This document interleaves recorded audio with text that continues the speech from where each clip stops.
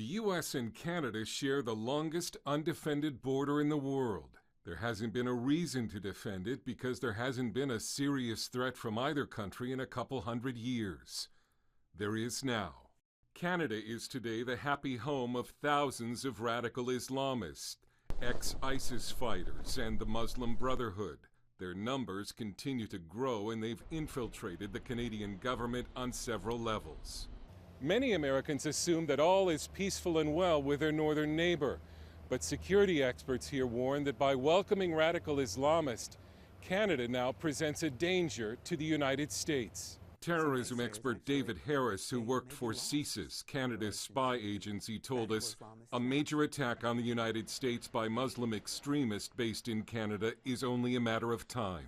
Many years ago, I suggested that many of the Islamist extremists might regard Canada as an aircraft carrier from which to maintain operations against the United States. Canada is becoming a foundational sort of place for Islamists of all stripes, including the Iranians, by the way.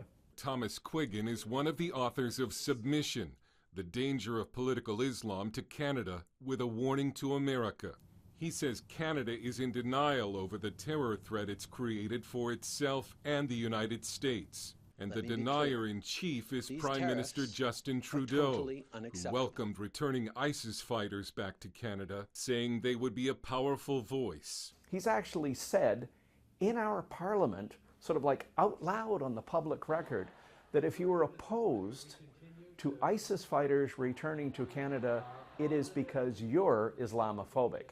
In other words, it's not them that's the issue, it's your opposing their return makes you Islamophobic, it makes you racist. I think there's the idea that, well, we need to welcome everyone because everyone's wonderful, so kumbaya. Toronto Sun columnist and XM Sirius Canada host Anthony Furey. Heavens, this notion that ISIS fighters are somehow deserving of kind of a respect and a cultural accommodation just as much as anyone else is nonsense. Assalamu alaikum. Hello, my friends. This is Prime Minister Trudeau sending an official greeting to Canada's annual Reviving the Islamic Spirit Convention, which he attended as a member of Parliament even after news reports the event was linked to a group that has funded Hamas.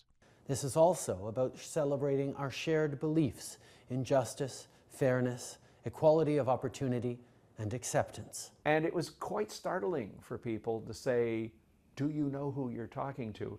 And why would you say that you share their values when their values are anti-democratic, anti-women's rights, pro-slavery, pro-stoning of women? I mean, the stuff that's on some of their websites here in Canada is startling. There have been lone wolf attacks on the U.S. from Canadian Muslim terrorists ever since the Quebec-based Millennial bomber tried to cross the border to blow up LAX in 1999. But the Islamist threat to Canada has been played down.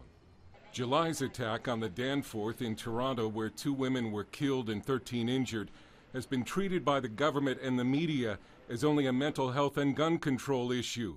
Fury thinks the police are covering something up. There's been a total cone of silence around the Danforth shooting story. I wrote a feature where I found out that the family statement, which said mental illness, nothing to see here, that had actually been sort of co-authored and put together by a spin doctor and also a Muslim community activist. Much of Canada's mainstream media seems to stand with the Islamists. The Toronto Star announced it was no longer using the name the Islamic State because something so barbaric could not be Islamic. Parliament passed the notorious M103 anti-Islamophobia motion last year. Critics call it a government attempt to silence any criticism of Islamists in Canada. The government's welcome mat is not lost on the host of this Canadian Muslim program on the internet. But of course, all of us take it for granted in Canada. You see, Alhamdulillah, Canada has given us his blessings. Alhamdulillah. Canada is your country. Islam is today the fastest growing religion in Canada. Montreal-based terrorism expert Marc Lebuy says the demographic change because of immigration from the Islamic world is not only profound, but dangerous. I would say, and I claim, that the vast majority of Sunni-based Islamic institutions in the province of Quebec and also in Canada are Islamist. Lebuy says Islamists have infiltrated Canada's government and its security services, in some cases at the invitation of the government. police forces such as Ottawa, where they have visited radical preachers in order to recruit them to join the police force at some point or another.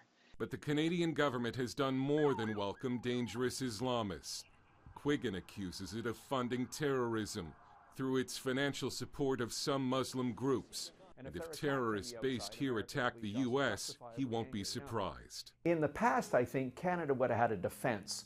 We could say, look, we tried to get this stuff stopped, but we failed. But if it happens this time, we won't have that defense. The problem is so advanced, the government agencies in charge of our national security are so compromised that it will be very, very difficult to be able to turn things around.